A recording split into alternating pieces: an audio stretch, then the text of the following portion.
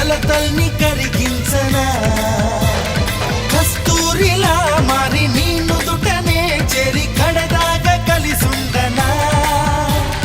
కన్నీరులా మారి నీ చంపపై జారి కలతల్ని కరిగించనా నీ కోటగా మారేందుకే నా గుండె చాటుల్లో చోటున్నది నీ వాడిగా ఉండేందుకే